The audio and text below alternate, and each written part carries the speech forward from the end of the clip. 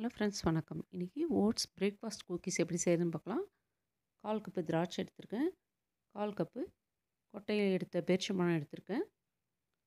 1/2 cup oats எடுத்திருக்கேன். 1/4 cup கோதுமை மாவு. ஓட்ஸு குவாக்கர் ஓட்ஸ் தான் எடுத்திருக்கேன். 1/2 கப்பு ஓட்ஸ் மிக்ஸி ஜாரில் போட்டுக்கலாம். எடுத்து வச்சுருக்க ட்ரை ஃப்ரூட்ஸ்லாம் போட்டு அரைச்சி எடுத்துகிட்டு வந்துடலாம்.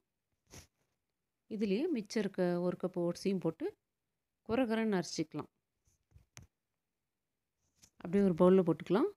1/4 கப்பு கோதுமை மாவும் இதிலே போட்டுக்கலாம். ட்ரை ஃப்ரூட்ஸ்லாம் பாருங்கள், ஓரளவுக்கு மசிஞ்சிருக்கு. 1/4 கப்பு ரோஸ்டட் வால்நட் எடுத்திருக்கேன். இதுவுமே குட்டி குட்டியாக கட் பண்ணி போட்டுக்கலாம். பேக்கிங் பவுடர் 1/2 டீஸ்பூன் போட்டுக்கலாம். 1/4 டீஸ்பூனில் பாதியில் உப்பு போட்டுக்கலாம். 3 ஸ்பூன் சர்க்கரை எடுத்திருக்கேன். நான் 15 ml ஸ்பூனில் எடுத்திருக்கேன். கொஞ்சம் சர்க்கரை விட்டுட்டு மித்ததெல்லாம் போட்டு கலக்கிக்கலாம். 1/4 கப்பு ஆயில் எடுத்திருக்கேன்.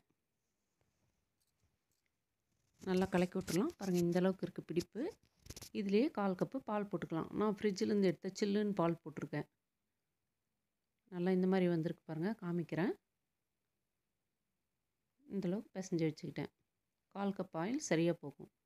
கையில் கொஞ்சமாக ஆயில் அப்ளை பண்ணிட்டு பேக்கிங் ட்ரேயில் இந்த மாதிரி மாவு வச்சு ரெடி பண்ணிக்கலாம். குக்கீஸு கையில் கூட இந்த மாதிரி அமுத்தி நம்ம ரெடி பண்ணிக்கலாம்.